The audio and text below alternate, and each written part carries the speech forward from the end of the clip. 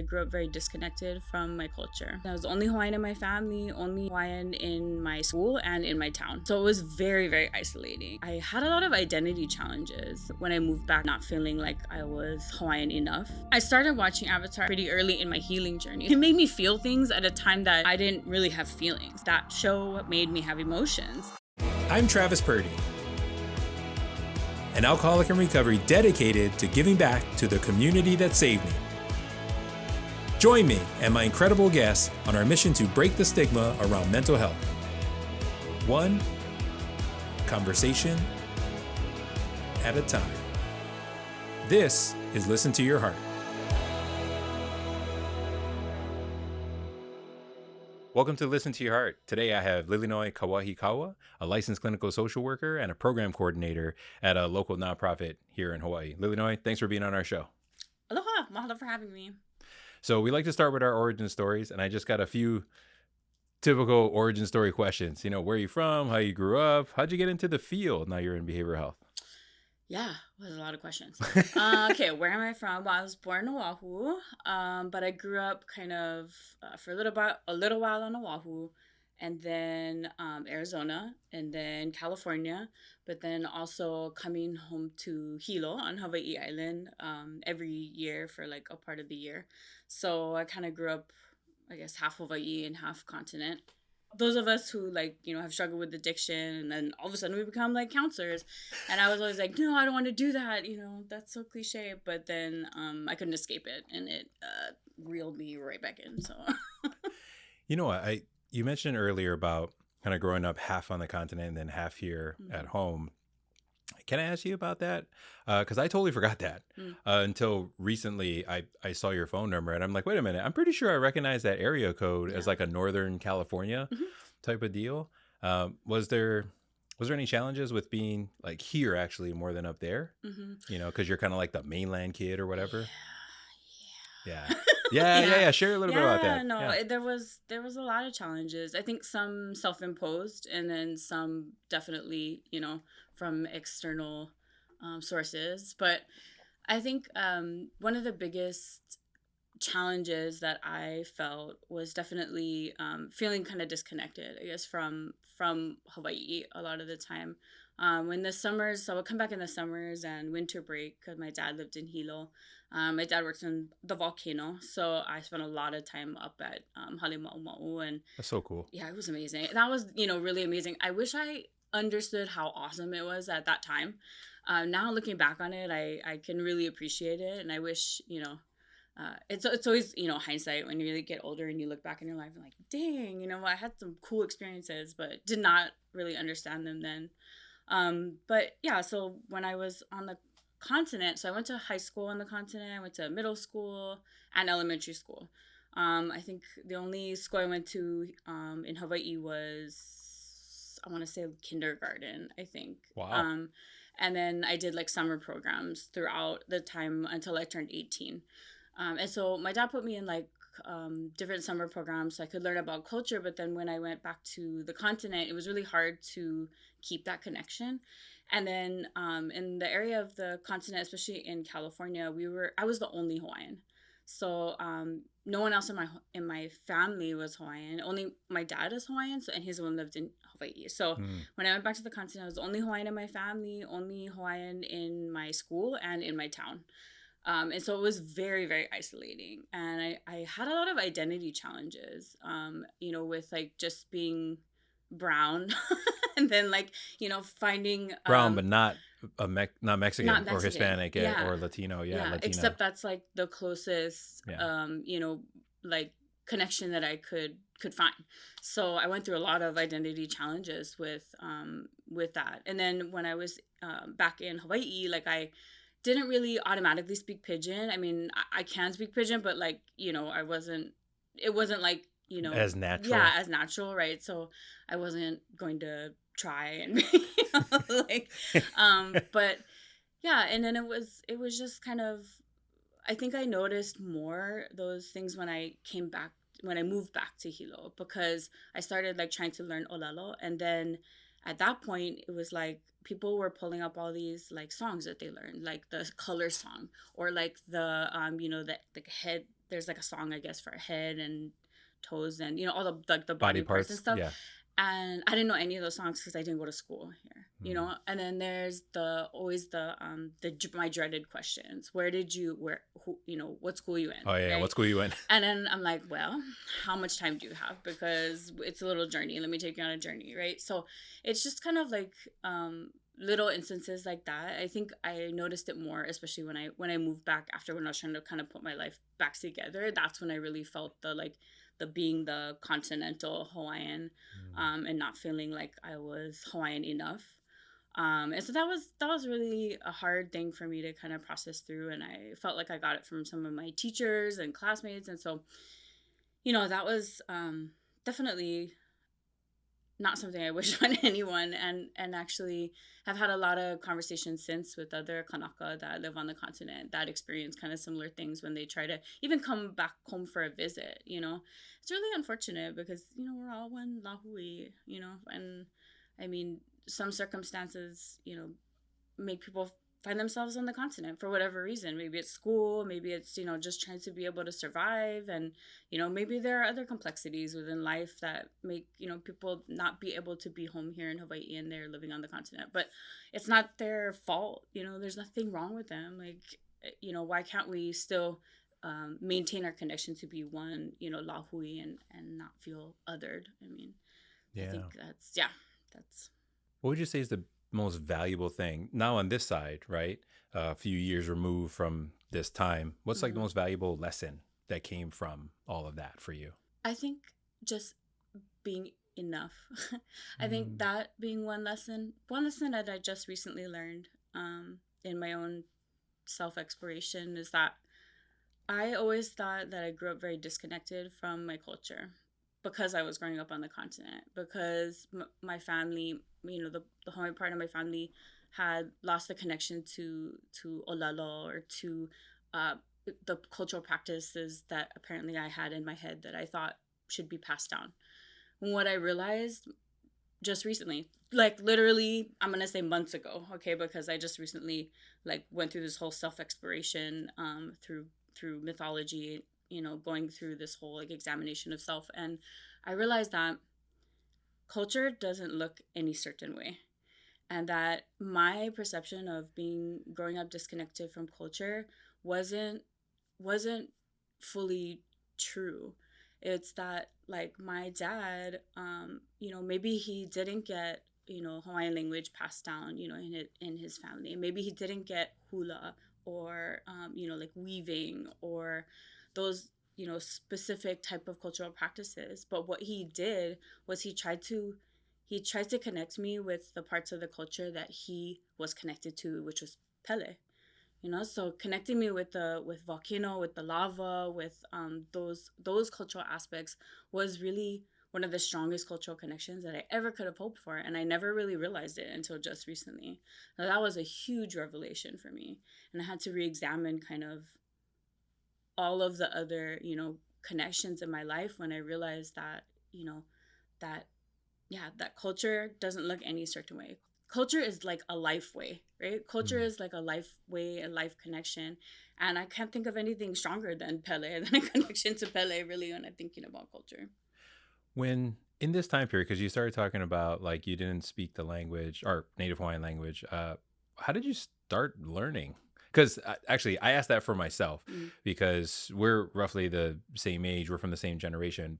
I grew up here Mm-hmm. 100%, but I have not felt when I was younger a strong connection to Mm. our Native Hawaiian culture or community. I don't Yeah. know. I'm just like a super Americanized, westernized person. But now that I'm like, in my 40s, I feel like this, I'll call it a pull because that's what it feels like.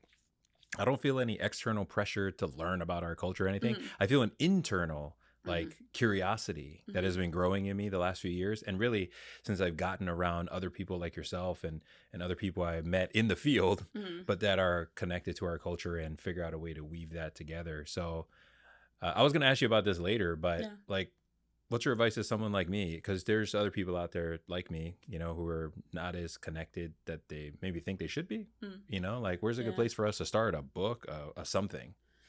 Like all of that. All of that. like, Yeah, I like like really that. anything that makes sense. I think, especially with like the internal pull that you kind of talked about, it's like, what I always think about, like, what's calling to you, right? Mm. Because you can't, if you, like, say you're not, maybe I feel like I'm terrible at languages. Like, I've been trying to learn Hawaiian for ever since I came back to Hawaii.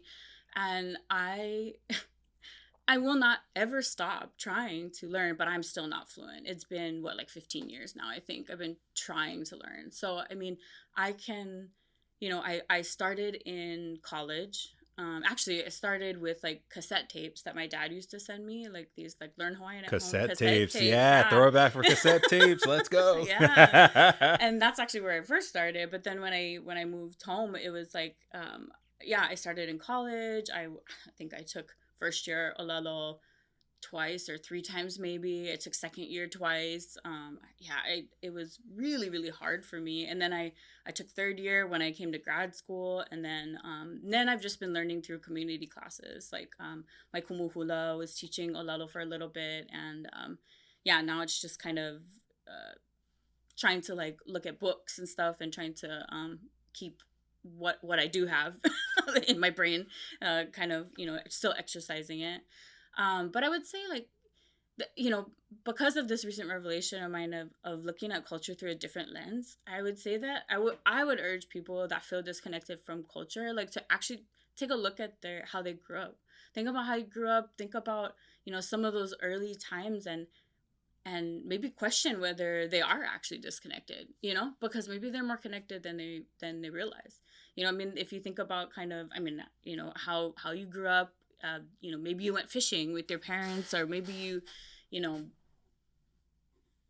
I don't know, some other thing. Yeah. Right, right, Like, yeah. we have these like little connections that we don't think of as culture, but they are a part of our culture, whether it's walking through the forest, learning, I was maybe just thinking learning about about, these yeah. like hikes one of my uncles used to take me on. It's so funny when you Mm-hmm. said whatever he did, because Yeah. fishing was not it. But I was like, oh, I remember going through the forest with my uncle. Yeah. Yeah, that's so funny you Yeah. said that. Yeah, see, so there's like these little things that we don't really think about as culture, right? Like, but I feel like it's a part of our generations that are trying to hold on to something that speaks to them, right? Whatever that may look like. That we went through generations of oppression, of practices and identity and all of these parts of our culture, and yet there are these little pockets of things that called to people that they tried to hold on to. It just maybe looked different as they were trying to, connect it to us as we were growing up, right? So I mean, that's kind of would be my first, like, piece of advice to people. Like, just spend some time thinking about that, and then just think about what calls to you now, because really, you're not gonna stick to something if you're not into it, right? Totally. Yes. Yes. Yeah. No, actually, thank you for that, because I am such a structured, more, my line I've been using all year is I'm closer to being an analyst than an artist. Mm. So I kind of think about everything that way in a very structured, numerical, almost Mm-hmm. an analytical kind of way. So I'm like, well, how am I supposed to learn about our culture? Like, there's not a Yeah. curriculum for that. Do I Yeah. just randomly Google stuff and just like grab a book and then Yeah. go from there? But you know what? I love what you said, that just kind of start listening to what's calling. And because you're 100% right. If it's not pulling you towards it, you're not going to Mm-hmm. stick it out anyway. If you try and force another path, right? Yeah. Yeah. Thank you. I was going to ask, like I said, I was going to ask you about that later, but Yeah. man, we're on such a great topic Yeah. with that. Yeah. Thank you. You know what? Let me shift to like your training in towards the behavioral health field. So Mm-hmm. as you're now in the field, gone through all the, clinical training things, licensed now, Mm-hmm. congratulations. Yeah. What are some horror stories or some very positive stories about your training experience so far? My clinical training? Yeah. Well, I would say I don't really have any horror stories. Oh, I fantastic. mean, well, because I haven't done a lot of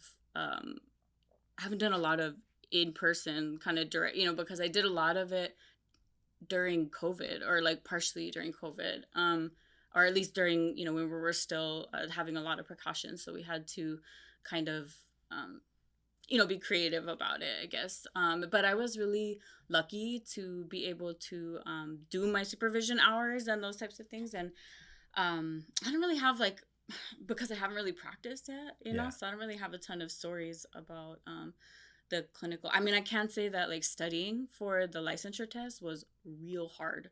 And the biggest horror story I think associated with that is everyone I talked to and asked for advice told me to answer the questions like I am a white social worker working with a white family. And they said that that's the only way that I would pass. Because if you try to look at it through like a lens of working with a family of color or, you know, an indigenous lens, that you would fail. Interesting. And, yeah. And I Because the heard that test from, is built kind of that way. Yeah. From an American standpoint, I mean, right? it's a standardized test, Yeah. you know, and it's, yeah. And everyone, I mean, like literally everyone from like, even when I was like on the continent in, you know, spaces where in some of the recovery spaces that I'm able to be a part of, like on a national level, and those conversations, still the same thing, you know, from African American social workers, from Latinx social workers, the same advice across the board. Wow. Even in my doctoral program, all of the clinical social workers in there told me the exact same thing. And so, you know, when I was studying, that's really what that was first on my mind. It was, you know, make sure you think of it by the book, make sure you think of it as not through an indigenous lens, but think of it, you know, working with a white family, which is such a upsetting thing to say because, you know, I think when I passed, one of my coworkers mentioned that BIPOC folks only make up about 7% of those, or only 7% of BIPOC folks pass the test, or I'll have to look at don't quote me on that. Yeah. It's 7%, but I can't remember if it was like 7% of, they make up 7% of those who passed. Got it. Yes. Okay. So BIPOC folks make up 7% of the people who pass the clinical licensure test. That is super small, you know? Very small. So we got to kind of look at like, why? That tracks behind the actual demographics of the country. Yeah. I mean, off the top of my head, I don't know those numbers. Yeah. But that's like quite off, right? Yeah. Because isn't it has to be. At this point, is it only something like 55 or 60 something percent of America is white, and then the other 40-ish or whatever? I think so. Yeah, because it's closer to 50-50 now than ever, right? Yeah. Yeah. If not more. If not more BIPOC individuals, I think. Right. I mean, yeah. That stuff, yeah. I'm not sure, but same. Yeah, but it is closer than it was when we were kids. Yeah, absolutely. Yeah. And that was really shocking when I saw that statistic, you know. And then I thought about this, you know, advice that everyone was giving me. And actually, when I finished my test, it asked like a little, you know, do you have any feedback for like the test makers or whatever? And I was like, well, I have some And so, yeah. But I mean, I think especially if we're thinking about like workforce development and everything for BIPOC folks, like we really have to take a look at these clinical licensure tests. And it's not just unique to social worker. I think it's the standardized test across the board for all mental health and, you know, addiction professionals. Yeah. And you know what, for our audience sake, can you tell us what BIPOC means? Oh yeah.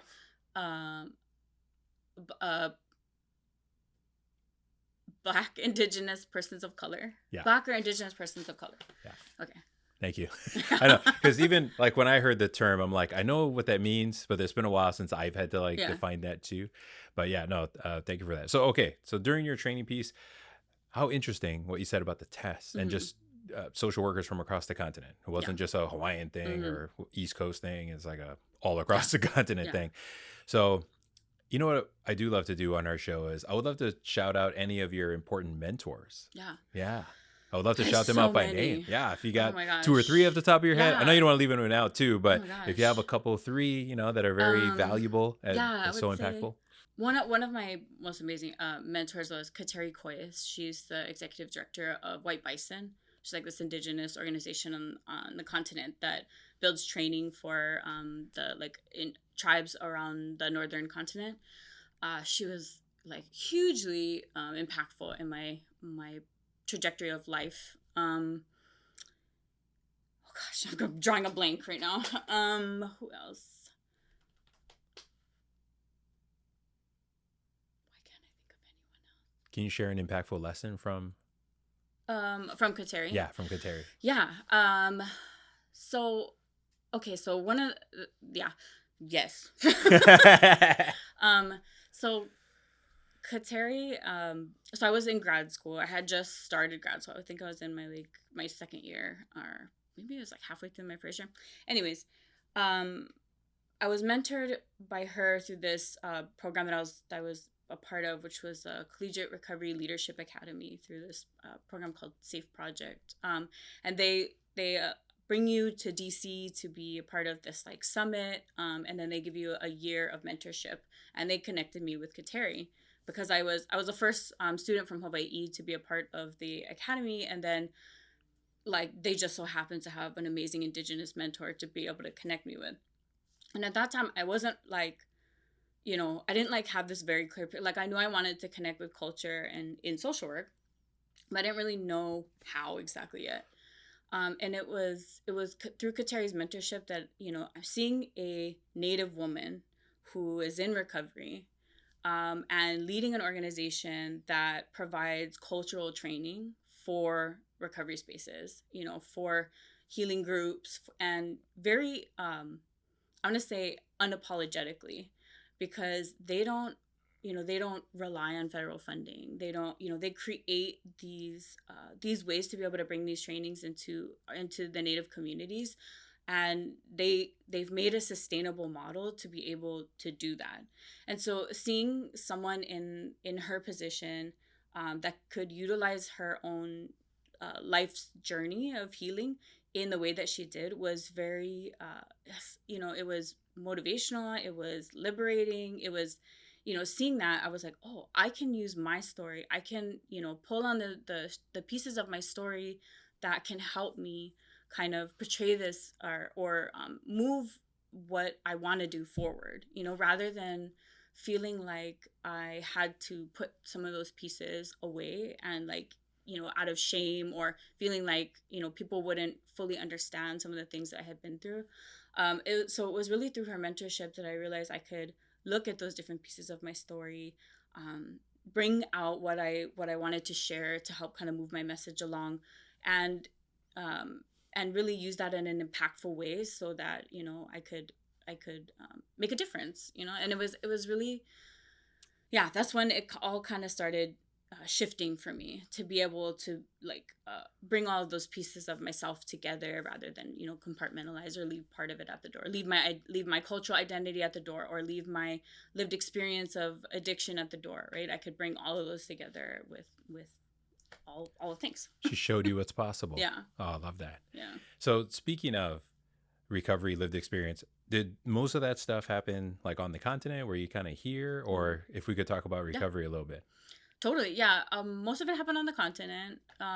After I turned 18, I did not come back to Hawaii for about 10 years. Oh, okay. Yeah, and so it was Yeah, right, so pretty much your whole 20s, basically, yeah, my right? entire 20s, which was, my chunk of heavy addiction. I mean, the addiction kind of started earlier than that in high school, as one does. But, Sure. Same, right? Yeah. And so, but the heavy, some of the, I guess, what I like to think of as not the dark times, but like just the like this different va, or this different era in my life, that there was a different kind of education, let's say, and so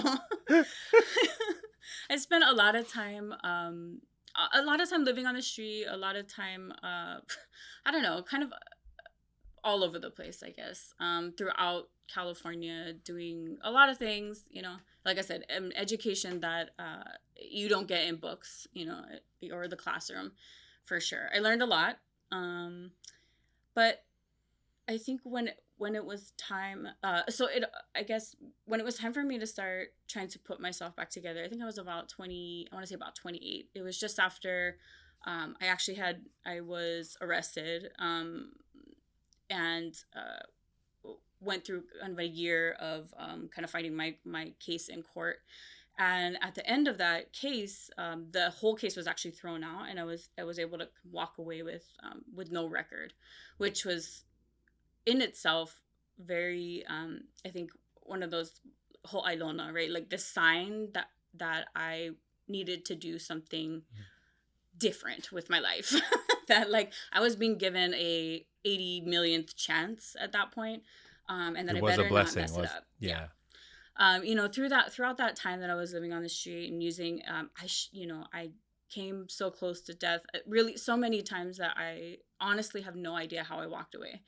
And so when I say this is my 80 million chance, it was my 80 million chance, and I really was like, okay, I gotta, I made this promise to myself that I would do something different if I was walking away from that time, because I was facing quite a bit, of a very different outcome. And so after that happened, I was like, all right, I need to change. And thankfully, I had a space to go home to. My mom allowed me to come home to her home in California. And a lot of people don't have that as an option, right? And that was a space that was free of substances, and I could go home and I could just detox, basically. And so I went through about 6 months of detox, another 6 months of just trying to figure out what was going on. And I decided I wanted to come home to Hawaii. There was actually this really strong pull about coming home to Hawaii. And so I started kind of trying to work at what I would need to do to be able to move home, which was the only way I could really see it was to go back to school. Because if you're Hawaiian, you get resident tuition at Hawaii schools. And so that was kind of like my in. But in order to do that, I had to go back to school, and I had to, so I had dropped out of 2 or 3 other colleges along the journey. In the 20s sometime. In the 20s something time. And so I had to actually go back to school and retake every class that I had dropped. Oh, wow. Dropped out of from those schools before I could even be accepted conditionally to UH Hilo. But, I was able to do it, and, with the help of my mom, and I think that was like a huge part of it. One of the other things that I'll mention about that is that when I was starting to heal, trying to go to like AA or NA on the continent, very, very, it felt very exclusive. It felt like, it did not feel like a space that spoke to me, or like what healing sounded like to me, or what it felt like to me. And so I really did not find support in those spaces. They felt very religiously oriented also, and that was not something that spoke to me. And so that's also been something that kind of influenced me in my own like career trajectory and research trajectory, because creating something for Kanaka that speaks more to how they want to heal is just a huge passion, right? Because sometimes we don't find resonance in those spaces. Not to say that it doesn't work for a lot of people, because it obviously does. It does, right. It's an totally amazing program, don't get me wrong, but it doesn't speak to everyone. True. And so what can we create that is another choice for people? So that's been a driving factor because of that own personal experience too. Yeah, because if I remember, I heard you have spent a ton of time like in the more research type space, because of course I come from really frontline patient care. So although I'm not a therapist, right, I own and operate a mental health clinic, but we're just kind of out here in the private zone, patient care, direct patient care. So I don't have as much experience talking with others in the research space. Is that kind of what drew you towards that?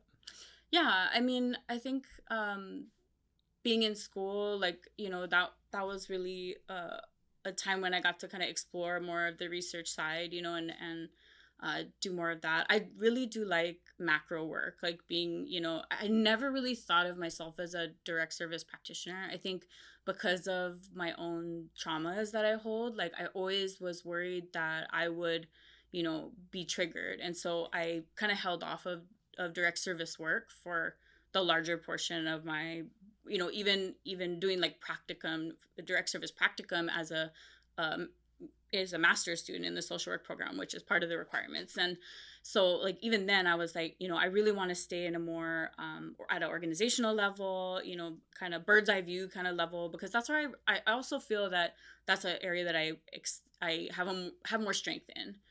And so it's only now that I'm starting to feel like I have a better handle on myself, that I can be like, okay, let me explore the direct service, aspect of things, because I feel like I can bring more to the table now, because of, the experiences that I've had, and the, both in education and work, and just, on my healing journey, really, I feel like I can bring those experiences. But yeah, in research, Even so, I'm a doctoral student. Yeah, tell us about that. Yeah, at the University of Southern California, which is really awesome. I'm really I really like my program. It's very straightforward. And so I'm focusing a lot on recovery, I guess. And actually, I'll, preface this by saying I don't actually like the word recovery. It doesn't feel very resonant to me. So I usually like to say healing, but I've also realized that when I say healing, people don't know that I'm meaning recovery, and so I'm like, okay, I'll say recovery and healing, or something. But so yeah, I'm focused on that because Hawaii doesn't have a lot of recovery services. It's very limited, and it's almost exclusively AANA or those type of like more Western self-help groups, which again, amazing for some people, but it doesn't speak to everybody. And since there's a large percentage of folks that actually maybe don't go into treatment, but they do have another form of healing, or they want to follow a more self-help kind of space, but they don't also feel resonant with AA or NA.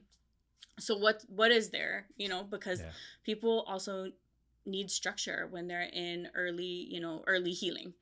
But yeah, so, just trying to kind of think through some of those needs with folks, and also couple that with research in, and figuring out how to actually put that forward in like a doctoral capstone, or for my program, it's a capstone, not a dissertation. So I'm kind of trying to figure out how to frame this within a research kind of perspective, if that makes sense. So looking a lot at all the different types of cultural healing programs that have been written about throughout like First Nations, throughout the Northern continent, throughout like Aotearoa, and all the different kind of indigenous communities, and looking at all of these different ways that they've brought in culture in recovery and healing, and then using that as like a foundation to build on top of, or to build from, to grow from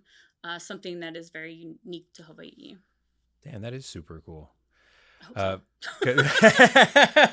Also, actually, the fact that you're in a doctoral program, because I've known of you for a little bit, and I know you stay pretty busy, and you were going to school for a long time, and then you got the like multiple jobs that you're doing at the same time. So, isn't it? And I hope it doesn't sound offensive. Isn't it kind of ironic? In your 20s, you go from like dropping out of school all the time to all of a sudden can't get enough school. Oh my God! Yeah. Definitely. Yeah. I think I have two speeds. It's like everything or nothing. I hear that. Yeah. I hear that. It really is. Yeah. No, it's strange. It feels like a different life. You look back on it. That actually feels like a movie sometimes, because there were some crazy things that happen. Yeah. I would love to talk about that off camera. Yeah. Yeah. It's very strange to look at the life that I have now, and the amount of kuleana that I'm either given or create all on my own. And it's like, wow, calm down. Speaking of, how interesting is it, we'll call it, that this must be true for you. There's a lot of people that you work with, really well, maybe even really good friends, but they didn't know you 20 years ago, right? 15, 17, 18 years ago, when you're going through your lived experience.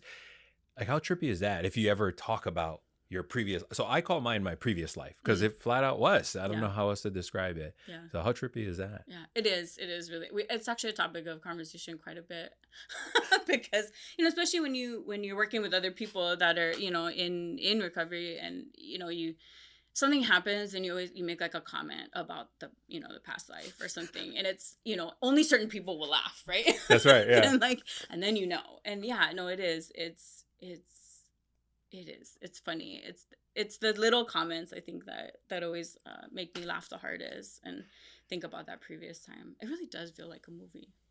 It really feels like a movie. Yeah. And then sometimes I'm like, the people will be like, oh, I really wish I would have met you back then. I'm like, no, exactly. You really don't. Nah, bro. Nah. Like, we would have not had anything in common. No. We just like this, like trains in the night or whatever, right? They call it. Yeah, I just go right by each other, man. Yeah. Like, yeah. Actually, this reminds me. The other night, I was at dinner, and I was just telling a story of something I just did recently. Very cool, very something I'm super grateful for. But I circled back to saying this is exactly the experience. It all happened because I was courageous. I'll call it courageous enough to just apply to do this thing, Mm-hmm. because I know in my previous life, this is Mm-hmm. exactly the type of thing I would have felt too embarrassed, too scared. And I would have just like badmouthed myself, like, they're never going to pick you. You're an idiot. Like Yeah. that kind of language, all that kind of self-doubt. And so I'm proud that I did that. And then my auntie, who was not in my life at my previous life, Mm-hmm. she's just like, oh my gosh, you're making me want to cry. And then like then it hit me. That's right. Because you only know this version of me. Like, I didn't know you in that previous life, and vice versa. So it was kind of like moving to me too, even though I was like just on a roll telling my story. Yeah. That's trippy, right? Yeah, it's super trippy. Yeah. Yeah. Anyway, sorry. No. I get, yeah. From the Western perspective, Yeah. right? What are some of the misconceptions with people from the Western perspective trying to help out the BIPOC communities, the Native communities? Yeah. I think probably the largest misconception is really about like this, I don't know, what's the word, dichotomy? I don't know if that's the right word, but like of individualism and like collectivism. I think just treating someone as an individual rather than, being able to like look at them as a whole and a part of the family is sometimes can sometimes be harmful. Like limiting or harmful even. Limiting and harmful. Wow. Yeah. I think that's one of the biggest things that I've seen so far. But I have also seen therapists that do take that into account, and so they've expanded their practice to be able to talk about, what is the role of this person within their family? How, is there a way that we can, they can have family, services or something like that? And I think that's much more strengthening, I guess, within those spaces. That's like the biggest thing, I think, between like Western and looking at it through a more cultural or indigenous space. I've recently been kind of going down a little bit of a rabbit hole about the impact of spirituality and connection to culture and how that impacts the brain and like depression. So I've been kind of going down this little rabbit hole, listening to like audiobooks and looking at different studies that have been done about like the how it lights up the brain and things, and how it can become a protective factor for people that have experienced intergenerational depression, or like, their parents had depression, and then, so that put them at a high risk for depression, but their connection to spirituality actually protected them from having being more impacted by depression. So it's kind of interesting. A little bit. I'm kind of a nerd sometimes, a lot of times actually. Yeah. And so, that's my current rabbit hole. That that's hard to look at it. Western approaches to like behavioral health don't really have space for that kind of a lens, I guess. Although, it is being talked about within the Western sphere because they're doing, studies on it. So, I mean, it's bringing it more into what like is accepted by Western science, I guess, because they're publishing on it now and having studies and things like that. So I'm excited to kind of see where that goes. Is it fair to say that the Western community, let's say at large, I know super broad, but is it fair to say they're progressing there? I don't know. Yeah. I certainly hope so, but I'm not really sure. I don't know how widely accepted that research is in the psychology space. Yeah. I'm not sure how accepted. I just started going down this rabbit hole, so still trying to kind of figure it out, but I hope so. I think in a lot of the other things that I've encountered with Western kind of mental health practice, it's the medical model that kind of has the most issues. And I think that's kind of what we use here in Hawaii really is more of a medical model. So focusing on like the symptoms? Focusing on like the symptoms and I'm trying to think. Wow, my mind just went blank. Well, because, okay, I would assume at this point you've talked to a lot of like Western practitioners, right? From whether it's consulting or they're just trying to learn more about how to help. Because in my experience, there's a ton of great, continent-based, grew up over there, all that, Western practitioners, and they actually do have a heart and want to help the Native population. So what's like a common question or two that you get, from a Western perspective, trying to ask, hey, how do we help Native Mm. folks? What's like a common question or two? Yeah. Usually I'll get like, can you give us like a cultural humility training, or like actually they said cultural competence training. But when the term cultural competence, or like within organizations, they'll ask for like an hour-long cultural competence training because it checks like a box that they have, It right? literally checks a box. I've Yeah. seen the box Yeah. on many documents. Yeah. And it only, again, I think it only has to be 1 hour. That's right. But first of all, you can never be competent in someone else's culture. I mean, that's a really weird way to put it. First of all, that's my first problem with cultural competence. My other problem is that I'll usually tell them, like, if you want to learn about a culture, okay, we can give you a training of cultural awareness on each culture that you're going to be serving, but I'm not going to give you one cultural training, like secret code or whatever. The cheat code that gets you all of them in one. There's just, that doesn't exist, so I think that's one of the that's one of the questions that I get the most. And again, like, I think it's really important for behavioral health practitioners that are serving various cultures to learn about their history, learn about some of maybe the reasons that they may find themselves in wherever they are, like why Samoan folks are coming to Hawaii from Samoa or Utah or, Florida, right? Like, so there's different reasons. And then understanding their relationships, or, how cultural, historical, and intergenerational trauma has impacted the whatever culture they're serving. What are the family dynamics? Like, what are the roles of each of the family members? How do they view elders? What kind of role do elders have then within the family? Even that is like, so different culture to culture, right? The elders versus different. And then even like communication styles, maybe it is not proper for a male clinician to serve a female, by themselves. Like, maybe that's just not appropriate, and maybe that's why that person is having a hard time trying to get access to care. Maybe that's something that is difficult for them to communicate or something, so there's, and then even like, what you call, what do you call it? Like, oh my gosh, nonverbal communication. Okay. Nonverbal communication, like, eye contact, or, right. These types of things, right? Like, that's something, that may be considered rude, right? And direct eye contact could be, interpreted in a lot of different ways. So I think knowing all these things about each culture, because they're so different, like, you really can't just cover all that in an hour. That's ridiculous. Yeah. So, taking the time to really, and you're not going to become confident in anyone's culture, even, taking an awareness training, on each of these cultures, but you're taking steps and doing the work to learn about their, all of these, nuances and beautiful things and strengths, really, of each of these cultures, which can be helpful to the therapeutic process. What should they ask you? They're asking you about, can you do a cultural competency training in 1 hour? But what should they ask you? They should. I think they should just ask for cultural awareness trainings on each of the cultures. I mean, I get it's a big ask. Right. I mean, and I don't really know any organizations that are able to kind of just like roll them out, like that. But really, I think that's what people should be asking for. They should be doing, and allowing the time within the organization for that type of training, because they ask for this 1 hour training on cultural competence because that's all that they're allowed to provide space for the training for their people.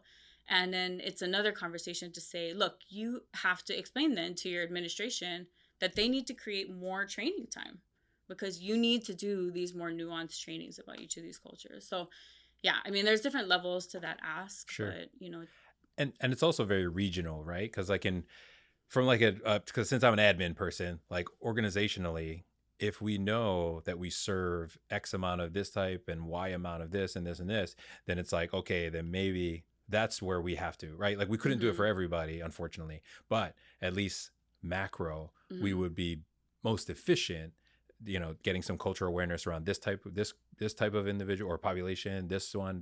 So like, now we cover, say, 3 of the top, 7 or whatever that are in the area, but it's like percentage wise, it's a bigger group of people. And then that's one thing here on Oahu.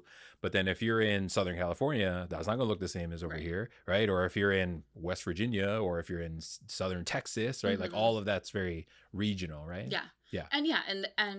And the nuance and culture even varies regionally, right? Because they've connected, if folks are lucky, hopefully they have a community where they're at. Sometimes they don't, but the way that the community grows on the continent is going to be different too, right? Like, because they've come up against different challenges. They've had to adapt in different ways to the region that they now live in.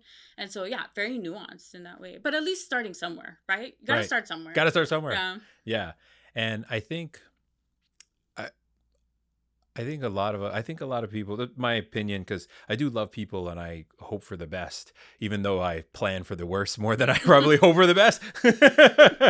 But I would like to think that many of us, especially the ones that are very connected to their native communities, they would have some grace, and even, we'll go with grace. They'll have some grace over your honest effort that is really trying to understand, even if you make mistakes, because we're all human too. Like, we both make mistakes all over, right?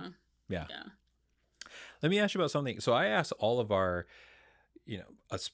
just all the people in mental health, whether they're student, newly licensed, been licensed 20 years. I started asking everybody about this. So in our current time, right, whether on social media or just in regular, hanging out day-to-day life, positive thing is mental health is talked about a lot more than it was when we were kids. That's for sure. Yeah. Right.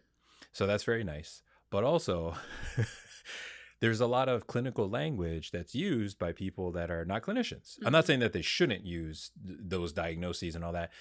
Unfortunately, there is that whole thing of like pop psychology or therapy speak, right? Where people use terms like, I have PTSD over something, XYZ, that it may not actually clinically be PTSD, or you may not actually clinically have anxiety over this thing. It's just the language that we use. Yeah. So what are your thoughts around that, therapy speak, pop psychology, all that? I just saw an IG post about that the other day. It had like 4 or 5 different terms or whatever, and it was like how it's used in like everyday now, and then what it actually clinically means. I think one of them was like trauma bonding, and like I hear that all the time, and like, yeah. So anyways, I think I don't know. I think this might be controversial, but I understand why it's not good to necessarily have a different kind of definition, to be just casually dropping these terms.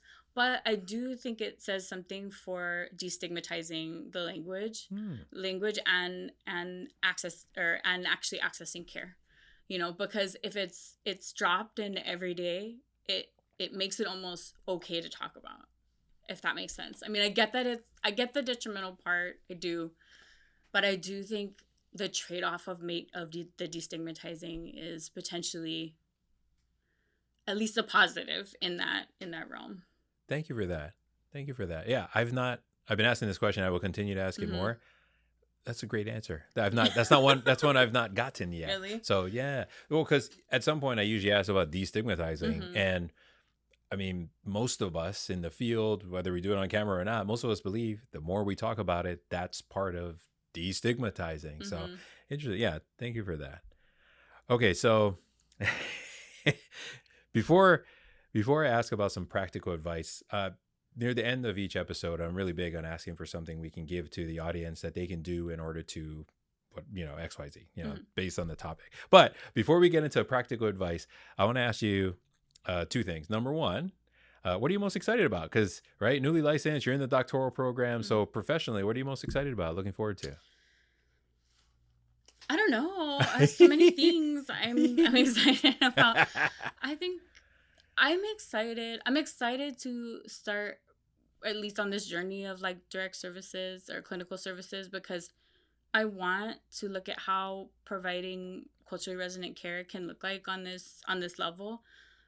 There's a few therapists that I've been able to talk to that provide very culturally grounded therapy, and that's kind of what I hope to be able to provide too. So I'm excited to see how it can live within this clinical structure, and I realize that it may be difficult, to find a way to provide it, but I think it can be done. I've seen it done, so I think it can be done.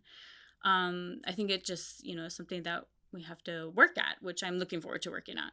I think the other thing I'm excited about is also, what comes of my capstone for my doctoral program, because I'm really hoping to be able to, one of the very cool things about my doctoral program, let me just say, Please. is that it's not only a social work program, but it kind of has almost like a business aspect of it.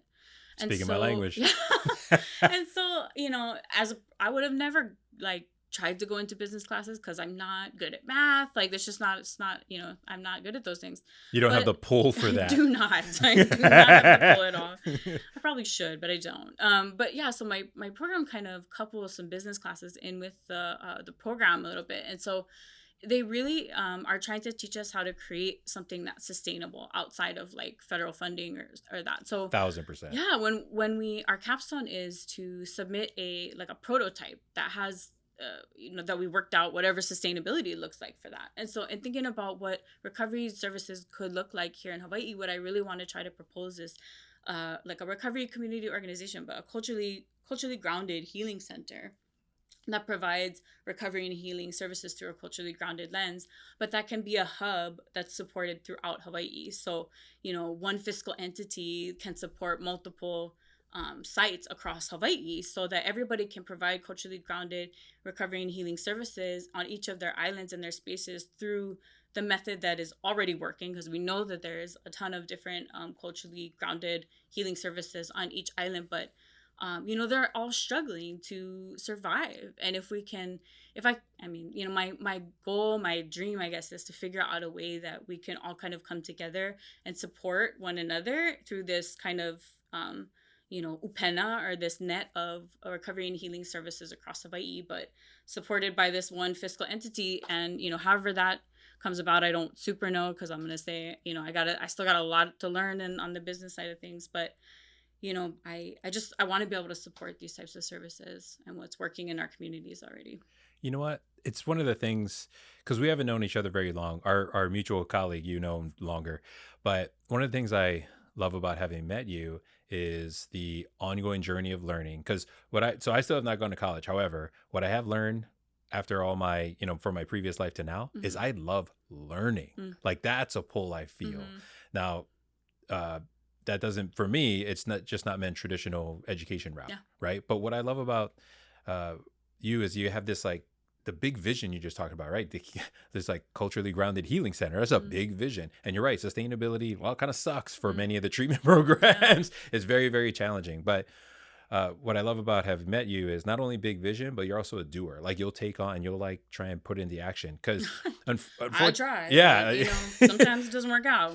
Yeah, which is great. That's also part of honestly, it's part of it's part of the life journey, but it's a huge part of business and the sales journey. Is one of my favorite quotes around this is it's not like UFC, or it's not like boxing where you get to go, if you're super great, you get to go, 50-0 like Floyd Mayweather.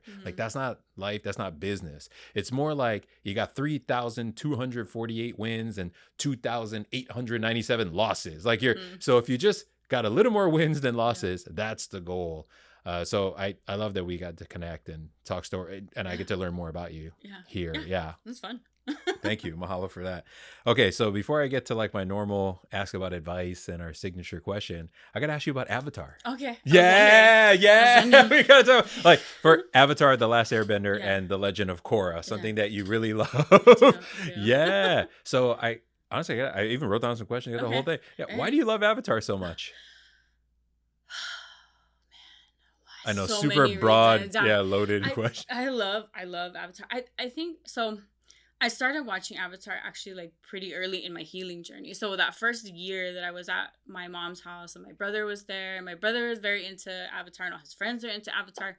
So I had seen part of it throughout the other life too, but it wasn't until that time when I was healing that I really started watching it and remembering it, let's say, because sometimes those other memories. I got a few shows like that. I'm pretty sure I watched it, but I don't know. But I'm not sure. Yeah. So it was during that time, and I think I just really loved the story, the growth of the story, the the beauty and the poetry, honestly, of this story. It was just, it made me feel things at a time that I didn't really have feelings, because those early years when I was healing, like, I didn't have emotions. Oh yeah. But that show made me have emotions, and so there, that was new. That was like, it's like being I don't know, I guess it's like being a baby. It kind of like reborn in a way, and you have to like relearn all these things, like emotions, how to talk to people, how to have fun without all these substances, how to not talk to all your old friends, like all those kinds of things. Yeah. Even for me, it was a lot of like learning what kind of foods I liked again, and like, it was such an interesting time. But so Avatar was there through all that, and getting to watch with my brother and his friends, which were again another source of like stability for me. My brother's friends were pretty cool, cool kids. My brother's younger than me; he's about 7 years younger.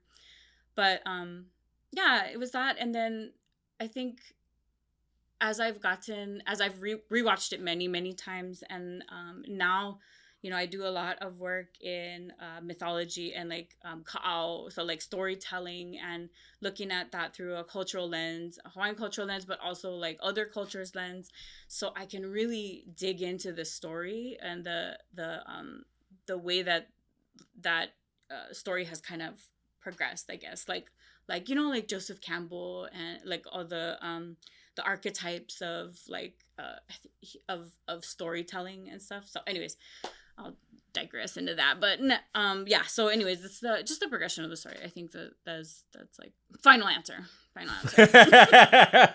So the original show, which one of the characters are your favorite, or resonates most with you? Oh my god, Azula.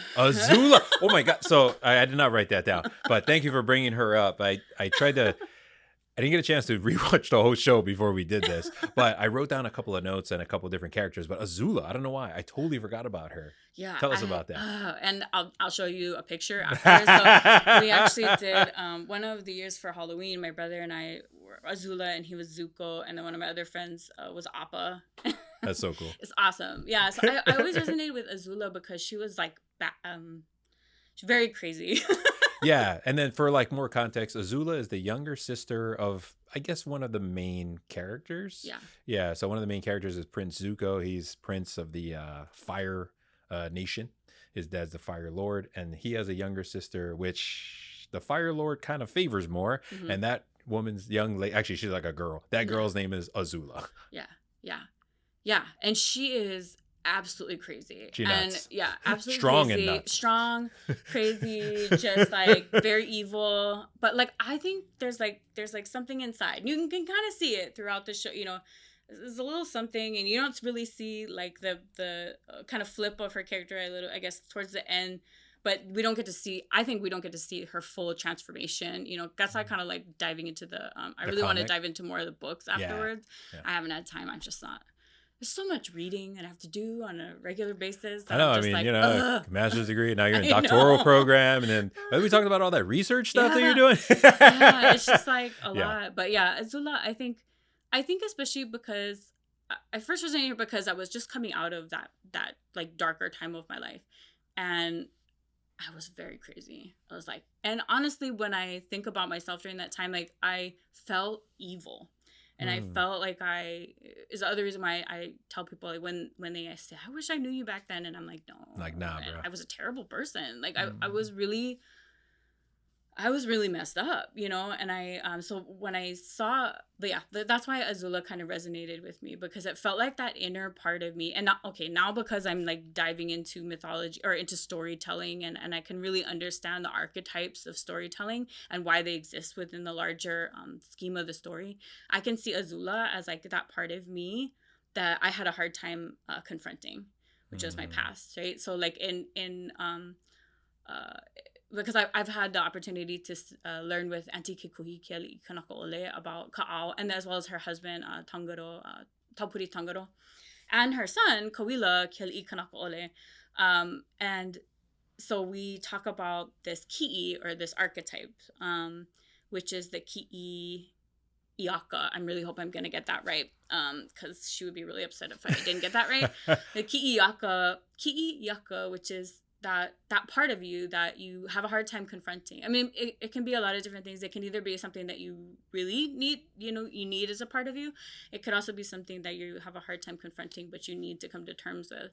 And so for me, Azula was definitely that. And so I think that was one of the most reasons that I resonated with her, because I can see now that it was me realizing that I needed to accept that crazy part of me, because it's not that it's just a different time of life. That girl is still me. And she's still in here. And when I was trying to kind of push her aside and say, like, that's not me, like, I can't, I'm ashamed, like, all the over there, that wasn't really serving me. And I wasn't really being my whole true self. And it wasn't until, like, being able to realize that I had to embrace that kind of duality. I had to embrace the crazy. I had to embrace the evil. I had to embrace all of that, because it served what it served at that time. I stayed alive. I survived. And I walked out of it. So, it is a part of me. She's a part of me. And so I still, I still embrace that. I still really love her as a character. And I hope we get a chance to see her full development. Yeah. That's what I was going to ask. So, like, that part of you, right? Your inner Azula, it's not all bad. There were like what, like she did something for you, right? It was helpful. Like you said, help you get out of there. So thank you. And then good reminder. I've not thought about Azula in a minute.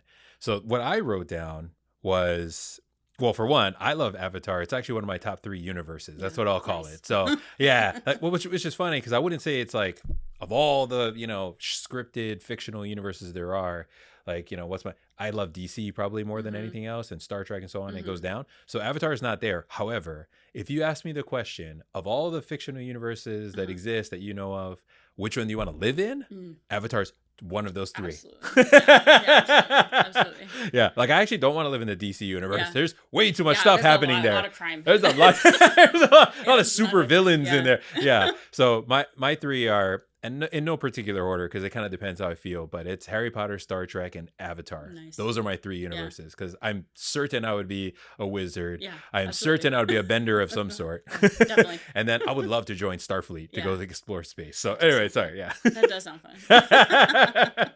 Yeah. And to be in a world where people work and not for money. Yes. Yeah. So the greater, oh my gosh, you could go on a whole tangent about, but that is the beautiful part about Star Trek. It really was about like at some point, after tons of war and most of the planet dying, they eventually got to this, it's not a utopia, but it is a place where there's a connection and everybody serves the larger community on Earth. And then, so really the way that it was written was, we had our kind of, there were some people who were very prejudiced against different species on different planets, what I mean, kind of just kind of mirroring some of the stuff in real life, but Earth's ideal, there was no money, and people just kind of served based on their strengths, and there was a great hierarchy, and it was it's amazing. Like what Gene Roddenberry really wanted for our future is amazing. Not to mention how many of the science fiction tech that he created, like we do that stuff now, like science fiction, inspired actual science. Many of the Star Trek nerds make the coolest things out there. Have you seen Lower Decks? Oh, of course. Okay. So I've not seen all of it. I've seen, was there 5 seasons? I think I've seen 4. I don't think I've seen the most recent season. Okay. But yeah, love Lower Decks. There's this episode, I don't know if it's in this last season. I think it's earlier season, about replicators that they brought to a planet. Did you see that? Yeah, I think so. This sounds familiar. And so they were like, it was just really telling, because they... Wait, do you love Star Trek? I love Star Trek. Nice. I didn't know that. Like, even original Star Trek, like Shatner, like since Shatner, like all of them. Oh my gosh. Yeah, hardcore. Even with my mom too, like we used to watch it when I was young. She was into, So, bam, I had all the books. I had Tribbles. I had, all the things. Oh, sick. So like, well, in Lower Decks, they had this episode where they were helping this nation. They brought replicators to the nation. And then the nation basically planet. The planet, They basically like overnight with the replicators. I mean, it's satirical on the fact that because Lower Decks is an animated show that does take place in the roughly around the post Star Trek Next Generation timeline, even post Voyager, I think post Voyager timeline. But it is an animated show that is more satirical in nature. Yes. Yeah. So basically they bring the replicators, and then like overnight the whole planet just like does away with their monetary system, and everyone's fine. Like no one's fighting anymore. Everything's like cool. They don't, no war and all this stuff. And it's just like, wow, that's all. Oh, food, basic needs. Yeah, I They gotta just, worry about that. yeah. And then we don't need money, or we don't need to fight, and there's no crime. And like, it's like, wow. Wow. Yeah. When all the basic needs were met. It is the beautiful. It's one of the things I loved about Star Trek as I've gotten older. When I was a kid, I just thought it was cool to be in space and space battles and shields and all that. I'm like, whoa. And then the alien makeup. I grew up on Next Generation. I barely watched the original series, so I had a hard time trying to go back to connect with that. But basically, Next Generation and on, like, I love it. Probably Voyager is still my favorite of all the shows that I've watched. Yeah. Yeah. For many different reasons. Anyway, yeah. What? Yeah. Awesome. All right, cool. Star Trek talk later. Next episode, Star Trek talk. and I'll be super prepared for that. So the characters I wrote down from Avatar, I wrote down Zuko and Aang, right? Because one of them, Aang, really comes from a place of love, but then he has a ton of fear and loss, right? Losing his whole culture, his whole culture, all the family and friends.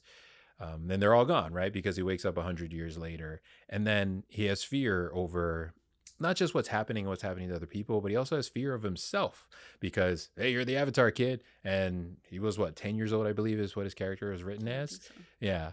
And he just was bestowed all this power. And he had guidance up until he found out he was the Avatar, and then all of a sudden kind of freaked out, right? Which I think a lot of us can resonate with, right? Being afraid to fail, because I think that's what his primary fear was, right? Like, I'm not ready for all this power, this gift that I got, right?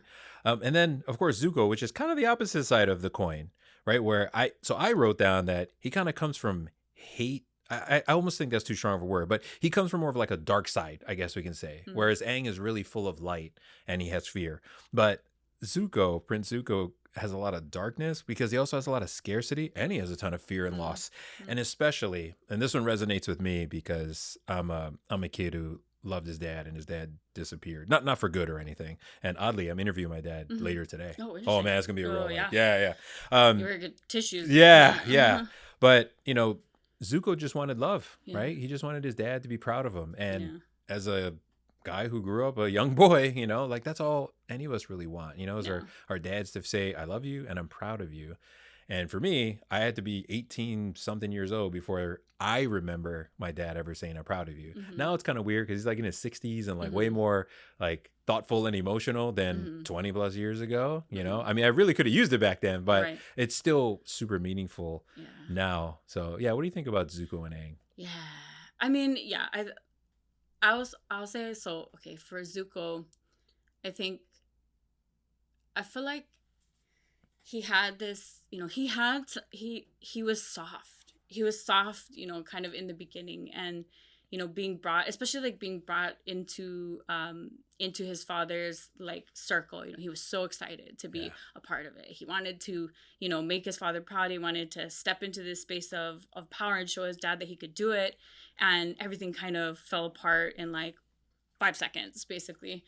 And I think that, you said it basically, that, he just wanted his dad to love him, but, it fueled this like rage, that he carried forth. And I mean, thank goodness he had, Uncle Iroh to basically, ground him and try to teach him patience and try to like pull him back. And I see like Uncle Iroh as being this real, like, again, like I'm gonna say Ki'i again, because he was a real teacher for Zuko to show him that, like, there's love there. Iroh saw the value of Zuko. He saw that, he was this amazing kid that just needed love, and he committed himself to be a part of his life. Oh, man. And it just hit me. Uncle Iroh was loving on Zuko until Zuko could love himself. Yeah. Like, he was that teacher for him so that he would, and he did not see it for a long time. And, I think I resonate with that too. Like, my dad too, like early on, we had our summers together, but my dad was very, yeah, like we had an interesting relationship, I guess. We didn't see eye to eye a lot, and there was issues, but it's something that we had to work towards for till later on in our relationship. My dad passed away 2 years ago, and we had a really amazing relationship by the end, which was really beautiful. We started doing book clubs, and he would say he was proud of me all the time as I was been putting my life back together. But also, like, early on, that was something that I always felt like I was trying to show my dad also, when I was like in high school, and I never felt like it was good enough. And I went through all this self-hating type of thing, so I can very much see Zuko's pain. And a lot of that, I think, also is self-imposed for myself, anyways. Not Zuko's is probably self-imposed to a good amount too, but I can really like resonate with that because of the journey of love, the journey of connection and love that I had with my own father. I can see that in what Zuko experienced. So, and then Aang, again, like you said, like, just being completely overwhelmed with what is being, thrust upon him, I guess. But again, like Gyatso, I think Gyatso, his teacher also, and that, and then being able to even reconnect with Gyatso like later on in this series too, to be able to say like, hey, I'm sorry for, having that closure, I think, with having lost all of his peeps. Yeah. But still being able to reconnect with Gyatso and say like, okay, like I'm gonna really try now. I'm gonna make you proud. I'm gonna do these things. And Aang's progression and transformation as a character is like unparalleled, really. I mean, throughout the whole series, like he goes deep, with his like his growth as a person, as the Avatar, even as like opening his mind to not make like snap judgments that he had previously. Like his growth as a character is, I think, really beautiful. And then on top of it, being able to see their interactions within the spirit world, like it just, there's so many layers. This, again, why I love this show. There are so many layers of teachers and lessons within each of the episodes, and then even in the series as a whole. Like we could sit and analyze and dissect this as just probably one of the best storylines of all time, to be honest. Fantastic. And actually, the way I even found out that you loved the show is we were talking at a conference and you said something about the Fire Nation. Yeah. And out of the blue, I thought it was like out of the blue. And I was like, wait a minute, what? And then we just like kind of going off. But then one thing I asked about and I wanted to ask on the show is, okay, so Legend of Korra. First thing I said to you about this was, one thing that was weird and you caught right off the bat is like, oh, like the benders are like less powerful in Legend of Korra versus the first series, Avatar the Last Airbender. And then you said to me, I don't remember. You remember you said? Okay, no worries. Like, I don't know. Yeah. Well, because of the spirit world. That's right. right. That's right. Yes. You're right. Yeah. Well, And I'm you so said to insightful. me, God, because you were like, the first thing you said they're disconnected to the spirits. Yeah. Sure. Yeah, about because that. I thought that was great. Korra loses her connection to the spirit world, I think, right out of the gate, in one of the pretty early on, anyways. I can't remember exactly what. Same. And that's a series that I don't actually rewatch actually. I don't know if I've rewatched it. Maybe I rewatched it twice. Which is like nothing for me. Which is a low count compared to the a super low count comparatively. But she loses her connection to the spirit world, which that's where we draw our power. Like that's an important part. Like I talked about, spirituality and its connection to being a protective factor for depression and all of these other things. The relationship and connection to culture and identity, like those are protective factors, like across the board with mental health, with substance use, with all the things that we deal with today. And then translate that into the world of Avatar and Legend of Korra. That connection to the spirit world is where their bending is probably originated, and so that disconnection it's going to make it less powerful across the board. Yeah, and that's right, because bending originally came from basically like animals in the world that were deeply connected to the elements of nature, right? Earth and air and fire and water, and that's where all that stuff came from. And even when you saw like the first Avatar, right? Avatar Mm-hmm. 1 was like, whoa, that dude was outrageously like Yes. powered compared to the generations that came after. Yeah. And then I think last That point on episode. Korra. I don't, That oh, Avatar episode 1 is the destroyed me. best. Oh my Like gosh. destroyed in the best way, but like, Oh yeah. oh, that episode is wow. It's so Yeah. beautiful. Oh man, yes, the Avatar 1 episode, Stephen Ewan, Avatar 1. Mm-hmm. And the last thing that I'll mention about Korra is also, if you don't watch any of that stuff, it takes place about 80 years, if I remember right, after Avatar Last Airbender. But also in the Avatar universe, technology is becoming more integrated Mm-hmm. into that universe's life. Mm-hmm. So bending is even kind of has like less of a status, Yeah. right? Yeah. Yeah, I mean they don't need it as much. It's like steampunk era. Yeah, so it's like they have, steampunk era. machines and Yes. some of those things, and they can replicate bending basically with the machines and stuff. So benders are like I think what I forget what It's like a lost art. the brothers thing. or whatever. What is it? What's his Oh, the name? two Firebender brothers. Yeah, I know. I and, can't like, believe Mako, and Mako, like Miko, yeah, and the other brother who's the funny brother. Yeah. The straight, like the kind of the straight man and the Yeah. like the serious guy, the serious brother and the funny brother. Yeah. Oh my gosh. Yes. Yeah, but they're like, they're underground fighting or whatever to like, right. Try to make money and stuff. And I think you see a lot of that, like especially in the opening, you see like this, like, I'm gonna say seedy underbelly. Kind of was. They were just, like, literally underground.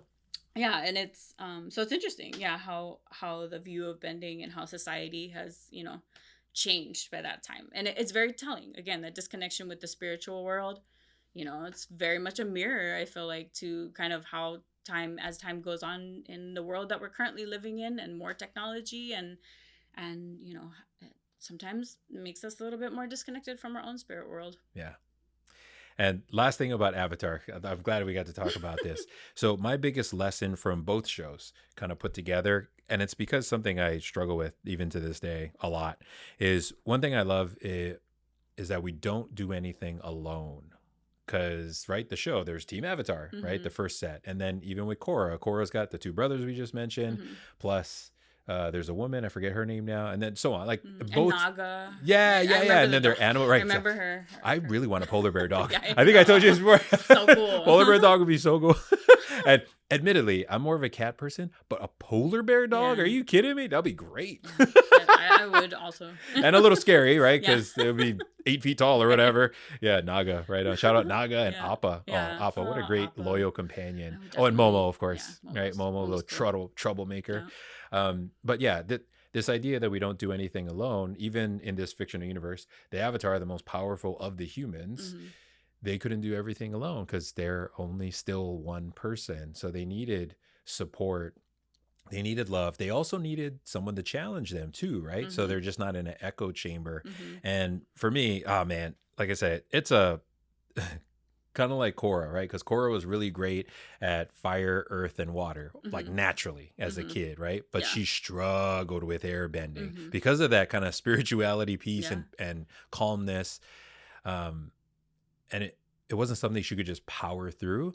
So honestly, relying on others, working well with others over a consistent amount of time, it's my airbending. I just like really have a hard time with that. Yeah. So Yeah, I mean, I think it is telling too. It's kind of like that. I hear like Auntie Lynette, she talks about like form and essence.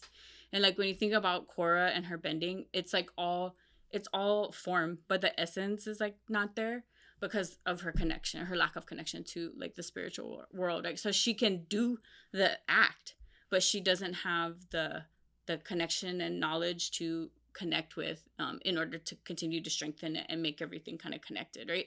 And then even within that connection and not being alone, like all of the avatars had all their past lives. They could talk with their past lives, right? They could Avatar Roku, right? Woo! all of Avatar them, Kyoshi, and learn all and the Ben. lessons, and Korra can't do that. She doesn't have that knowledge of all of those the generational knowledge, the thing. Yeah, like it's so sad. The fact that she loses, I'm still upset about it. It's The part of fact the that she reason loses I've it. never rewatched the show. When I forget what, season 2-ish or late season 1 after, what's his name? It was so devastating. When I watched it the first time, I'm like, oh. Yeah.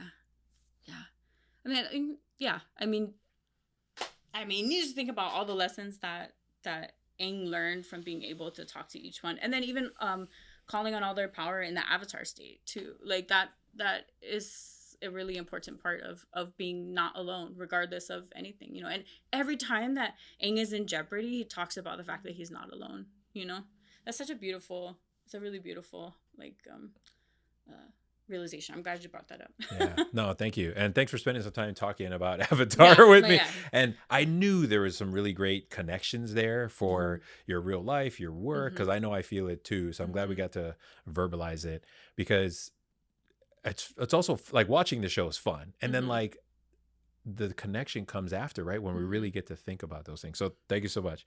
Okay. So before we start heading towards the last question of the show, some practical advice. I know we talked a lot about some cultural advice that you even gave for me to kind of like listen to what's calling. So let me ask, how about this? What is your biggest piece of advice for someone in school right now? Like, let's say they're just started, they're in undergrad, they're working their way towards being a therapist, being in the field. What's your biggest piece of advice for the student out there? Deep breaths. I think, yeah, very much deep breaths. But I think my other piece of advice would just be to also remember that they're not alone, and that they can reach out to people to talk with them. I think one thing that helped me a lot in my early years of school is just being able to reach out to people. Like, you know, you were talking about mentors. I had a lot of people in my life that I've been able to just reach out to when I'm, you know, I have a question, or, you know, I just need a little bit of guidance, or like I'm you know, dealing with a decision or something that I, you know, need a second pair of, you know, eyes on or something. And, you know, just being able to, if they don't have people like that already in their lives, just, you know, cast a net. Reach out, because there are a lot of us out there that would be very open to talking story to help people, you know, that are early on in their journey. Kind of make sure that they, you know, I love sharing things with people that are starting in school, and I do have a lot of folks that do reach out to me to ask questions, and I love talking story with them. And sometimes I feel like I'm really overwhelming, because I just like, nah, here's everything, like and a wave of stuff for them. And then I'm like, don't be scared now that I've just like dropped all this on you. But, you know, I think there's a lot of us out there that really want to make sure that the next generation has what they need, you know, whatever that may be. Definitely.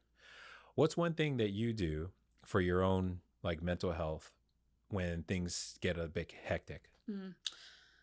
Yeah, I shut myself away from the world. I like to just introvert hard. I'll like just go in my room in my bed, and I'll watch some comfort shows, you know, like Avatar, or honestly I really like New Girl is one of my like comfort shows. It took me a minute to finally start watching New Girl, but once I did, I loved it. Yeah, I just was resistant to it, and then I did, and it was awesome. Yeah, sometimes I'm like, if you hear too much about a show, you're like, I don't really want to watch it. I feel like, but that's kind of how I feel about The Office. Yeah. Ooh, I've never watched it because I'm like, really? Like, it's funny, but it's not one of the shows that I rewatch all the time. But yeah, New Girl is one of them. But, you know, sometimes that's just what I need, because I'm very sensitive to energy. And so sometimes it's hard for me to allow it to just let it go. And so sometimes I need to just be like alone and shut off of any kind of input of energy, so I can work on just getting whatever is inside of me to release. So before I ask you our final question, I do like to be able to give some gratitude, talk a little bit about how we met. I know we kind of layered that in. But what's funny is I heard about you from our mutual colleague. And by the time I met you, I think it was at this Hawaii Behavioral Health Workforce Summit is the first time I actually met you. But I heard your name so much. I've seen you. I've seen like posts from you, or posts from like the organization that you work with. So it's kind of weird. It's kind of like I felt like I met you already, but then I actually met you that one time. I'm like, okay, cool. And then some other time we talked about Avatar, and that's when I was like, oh, that's so cool, man. Yeah. And then last but not least, I just wanted to share some gratitude. I really appreciate the work that you're doing to help our Native Hawaiian community. So like I said, I keep classifying myself as not the greatest Hawaiian, but you know, that's don't just, say that. I know exactly. Don't say that. Every time I say that to someone who's very connected, they're always like, hey, don't say that. Yeah. And I say that to other people, they're just kind of like, okay. But every time I say it to someone who's real connected, like, don't say that. Yeah. I'm like, I knew as soon as I would say it, I'm like, she gonna scold me. You know what? I'm working on the pull. Yeah, and thank you for that piece of advice. I'm just gonna, I'll just try and keep following what the poll is saying, and then we'll kind of see where we end up. And I did hear your other piece of advice, even though it's for the students. I heard, message me if you have questions. Yeah. Right? Yeah, absolutely. So once again, mahalo for that. Yeah, thank you. Mahalo. This is fun. Yeah. I could talk about Avatar for all the days too. I know. And we'll have to talk about Star Trek one of these days too. I love that. Okay, so our final question, our signature question, our show is called Listen to Your Heart. So, Lilinoe, when you listen to your heart, what's it saying? What is it saying? I think it's saying be good to yourself. I think that's what my heart is saying. Lilinoe, thank you so much for doing that. And thank you for tuning in to Listen to Your Heart. If you'd like to help our mission, check out the link in our bio to visit our store or make a donation to our nonprofit, Imua Heart. Like, comment, and share with friends and family. Subscribe for future episodes, and together we can Imua towards a happier, healthier Hawaii. Until next time, mahalo.